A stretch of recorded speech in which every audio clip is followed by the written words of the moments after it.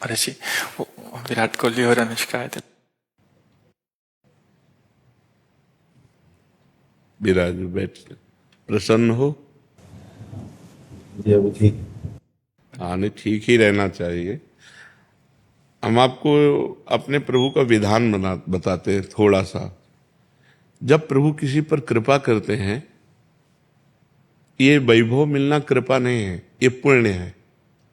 पुण्य से एक घोर पापी को भी बहुत देखो, पाप करके भी उनका कोई पुण्य है जिससे वो सुकृत पूर्व के सुकृतवश चल रहे हैं, नया पाप है। ये वैभव बढ़ना या यश बढ़ना ये भगवान की कृपा नहीं मानी जाती। भगवान की कृपा मानी जाती है अंदर का चिंतन बदलना, जिससे आपके अनंत जन्मों के संस्कार भस्म होकर और अगला जो है वो बड़ा उत्तम होगा। अंदर के चिंतन से होता है, बाहर से कुछ नहीं होता। मात्र अंदर का चिंतन। अच्छा, अंदर का चिंतन हम लोगों का स्वभाव बन गया बहिर्मुखी।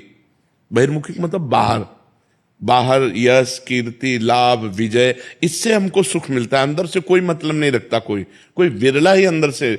अब क्या होता है, भगवान जब कृपा करते हैं तो संत समागम देते हैं, फिर दूसरी जब कृपा होती तो विपरीतता देते हैं, और फिर अंदर से एक रास्ता देते हैं। ये मेरा रास्ता है, ये परम शांति का रास्ता है, ये शांति का रास्ता नहीं। भगवान वो रास्ता देते और जीव को अपने पास बुला लेते हैं। बिना प्रतिकूलता के संसार का राग नष्ट नहीं होता। किसी को भी वैराग्य होता है तो संसार की प्रतिकूलता देखकर वैराग्य होता है। सब कुछ हमारे अनुकूल है तो हम आनंदित होकर उसका भोग करते हैं। जब हमारे ऊपर प्रतिकूलता आती है तब ठेस पहुंचती है कि इतना झूठा संसार, तो अंदर से भगवान रास्ता देते हैं। ये सही है। भगवान बिना प्रतिकूलता के इस संसार को छुड़ाने का कोई भी औषधि नहीं रखी। आज तक जितने बड़े महापुरुष हुए हैं, जिनका जीवन बदला है, उनको प्रतिकूलता का दर्शन करके बदला है। तो कभी प्रतिकूलता आए तो उस समय आनंदित हो कि मेरे ऊपर अब भगवान की कृपा हो रही है, कि मुझे सतमार्ग में चलने की प्रेरणा मिल रही है। अगर सतमार्ग छूटा हो, ये सब तो एक सेकंड के लिए आप विचार कीजिए। अब अपना सुधार कर लो, अपने जीवन को सत्य में ले आओ, तो अगला जो होगा वो बहुत जोर का होगा। चाहे जन्म हो तो श्रीवान कुलवान धनवान वैभव संपन्न ऐसे, और भक्ति की अनुकूलता, भक्ति की अनुकूलता। खास बात श्रीवान धनवान कुलवान नहीं, खास बात भक्ति की अनुकूलता। अगर इस जन्म में भगवत प्राप्ति नहीं हुई तो भगवान श्री कृष्ण ने गीता में कहा है कि मेरे भक्त का नाश नहीं होता। मैं कुलवान धनवान श्रीवानों के कुल में जन्म देता हूं और फिर पुनः भक्ति का माहौल देता हूं, और पूर्व का जो भजन छूटा हुआ हो वहीं से उसको। अब बिल्कुल ऐसे ही रहो जैसे रह रहे हो, बिल्कुल संसारिक बन करके रहो, लेकिन अंदर का चिंतन आपका बदल जाए। अंदर के चिंतन में आपकी यश की भावना न रह जाए, अंदर के चिंतन में आपको धन बढ़ाने की भावना न रह जाए।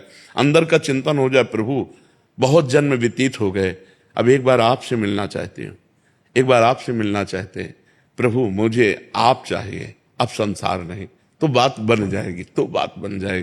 तो इसलिए आनंद पूर्वक भगवान का नाम जप करो, बिल्कुल चिंता मत करो। बाबा, क्या नाम जप से हो जाएगा पूरा? ये हम अपने जीवन का अनुभव बताते हैं। सांख्य योग और अष्टांग योग और कर्म योग और भक्ति योग, चारों योगों में प्रवेश रहा है। पहले हम सन्यासी रहे हैं 20 वर्ष सन्यासी रहे काशी विश्वनाथ जी। तो हम सांख्य योग, अष्टांग योग, जो अष्टांग योग है ना, अष्टांग योग कर्म योग, इन तीनों को अच्छी प्रकार जान करके और फिर भक्ति योग में आए हैं। स्वयं भगवान शंकर से बढ़कर कोई ज्ञानी तो नहीं ना, सनकादि से बढ़कर कोई ज्ञानी नहीं। वो हरिशरणम सनकादि हर समय जपते रहते हैं। भगवान शिव राम राम राम राम राम राम जपते रहते हैं। हम वृंदावनवासी प्रिया प्रीतम के उपासी, तो जो राम में राह है वही राह है, जो धा है ये रस देने वाली वस्तु है। तो हम राधा राधा राधा राधा, मतलब आप ये समझो कि हमारी इतनी तार्किक बुद्धि रही, हमारी श्रद्धालु बुद्धि नहीं रही। सन्यासी की जो बुद्धि होती है वो तर्क प्रधान होती है, कसौटी पर कसने पर। तो हम केवल भावुकता में राधा राधा का प्रचार नहीं कह रहे कि हमने सुना और ऐसे ग्रंथों में पढ़ा हो, ऐसे कह रहे, स्वयं स्वाद लेके कह रहे और विश्वास के साथ कह रहे कि यदि आप राधा राधा जपते हो तो इसी जन्म में भगवत प्राप्ति हो जाएगी, इसी जन्म में। जैसे किसी से कहा जाए कि तुम सत्य बोलो, मंदिर में चढ़ के बोलो, तो हम मंदिर में नहीं, हम वृंदावन में बैठे हैं। करोड़ों मंदिर इसकी समानता नहीं कर सकते, भगवान का परम धाम है। अगर राधा राधा नाम चल रहा है तो इसी जन्म में भगवत प्राप्ति हो जाएगी। हमारी आखिरी श्वास यदि राधा, तो मुझे श्री जी की प्राप्ति, भगवान की प्राप्ति हो जाएगी। इसमें कोई संशय नहीं और किसी साधनों की कोई आवश्यकता नहीं। आप केवल अंदर ही अंदर चलाइए और लिखिए।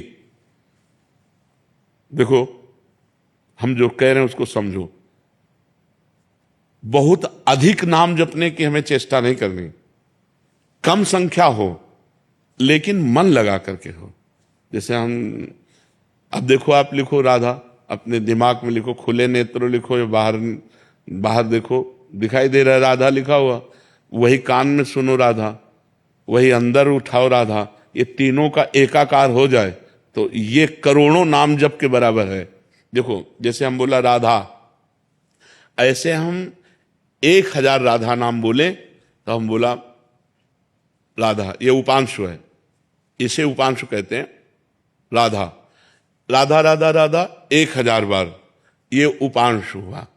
अब ये ऐसे उपांशु हम 10,000 बार जप करें, अंदर देखते हुए बोले राधा, उपांशु 10,000 बार नाम जप करने का फल एक बार मानसिक में है। इतना बड़ा फल है ये। ऐसे राधा राधा राधा चल रहा है, नेत्रों से हम उसे देख रहे हैं, कानों से उसे सुन रहे हैं। आप देखना कि अगर मन भगेगा तो आप लिख नहीं पाओगे राधा नाम, अगर लिख रहे हो तो मन भगेगा नहीं। तो चाहे 10 बार लिखो, 100 बार लिखो, लेकिन एक अभ्यास बनाओ ऐसा कि कुछ समय शांति से स्नान आदि करके बैठ गए और राधा राधा लिख रहे हैं, उसी का चिंतन कर रहे हैं। इसे अपना जीवन बना लो, फिर आप परिणाम में खुद देख लेना। कोई घाटे का सौदा तो है नहीं, ठीक है। ये सखी को दे दे, ठाकुर शिव जी की है।